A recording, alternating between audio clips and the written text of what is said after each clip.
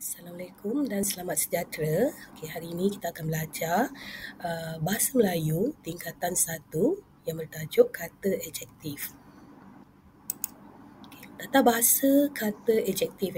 Kata adjektif ini juga dikenali sebagai kata sifat. Kata yang menerangkan sifat atau keadaan sesuatu benda, tempat, orang, binatang dan sebagainya. Boleh juga disertai dengan kata keterangan amat, paling, sangat dan sebagainya sebagai penguat. Terdapat 9 jenis kata adjektif. Pertama, panca indera. Yang kedua, sifatan atau keadaan. Yang ketiga, ukuran. Yang keempat, bentuk. Yang kelima, jarak. Yang keenam, waktu. Yang ketujuh, perasaan. Yang ke-8, cara. Dan yang ke-9, warna. Okay, jenis-jenis kata adjektif ini, dari segi jenis panca indera, contohnya adalah seperti pahit, manis, tampan, merdu, masin dan nyaring. Okay, contoh ayat yang boleh digunakan bagi jenis panca indera adalah seperti buah mangga itu sangat manis. Manis merupakan kata adjektif panca indera bagi lidah. Okay, manakala contoh yang kedua iaitu suara Izzat sangat nyaring. Nyaring merupakan kata adjektif bagi panca indera pendengaran. Okay, kedua, sifatan dan keadaan. Contoh kata adjektifnya adalah seperti baik, pandai, lemah, kasar ataupun jahat. Okay, contoh ayat, Amir merupakan pelajar paling pandai. Okay, paling merupakan kata keterangan yang kita boleh gunakan seperti yang saya kata tadilah, amat, paling, sangat. Okey, kalau di sini contoh ayatnya adalah Amir merupakan pelajar paling pandai. Pandai merupakan kata adjektif bagi sifatan atau sifatan. Okey, manakala contoh yang kedua adalah kulit buah durian sangat kasar.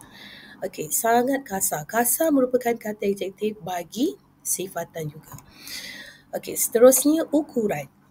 Okay, contoh kata adjektif ukuran adalah seperti nipis, besar, pendek, tinggi atau kurus. Contoh ayat, orang yang paling kurus di kelas ialah Laila. Okay, contoh ayat yang kedua, buku teks itu sangat nipis. Okay, seterusnya, kata adjektif bentuk. Okay, contoh kata adjektif bentuk adalah seperti lepeh, bujur, bengkok, lurus dan bulat. Okay, manakala contoh ayatnya adalah seperti bola rugby itu bentuknya bujur. Tiang elektrik itu sudah bengkok.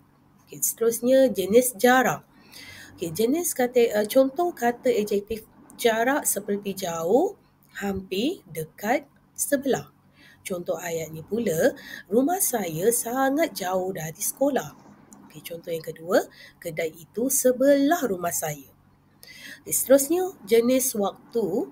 Okey, contoh kata adjektifnya seperti cepat, lambat atau segera. Okey, contoh ayatnya pula adalah dia hadir ke sekolah sangat lambat. Contoh yang kedua, Ali segera membawa rakannya ke hospital. Seterusnya, jenis perasaan. Contoh kata adjektif perasaan adalah gembira, marah, sayu, sedih. Contoh ayat, Abang sangat gembira mendapat bola. Yang kedua, Tina merasa sayu melihat kucingnya sakit.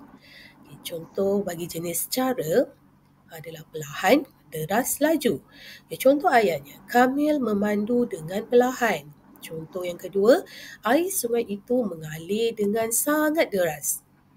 Jenis yang terakhir adalah warna. Contohnya adalah merah, kuning, biru, hitam, hijau dan kelabu. Apa-apa jenis warna tergolong dalam jenis warna. Contoh ayatnya adalah awan itu berwarna putih. Yang kedua, Irfan sangat menyayangi kucingnya yang berwarna jingga itu. Okey, kelas.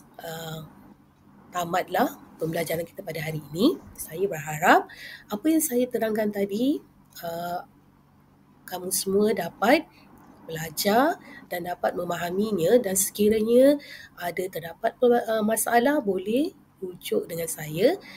Okey, itu saja untuk hari ini. Okey, terima kasih. Assalamualaikum.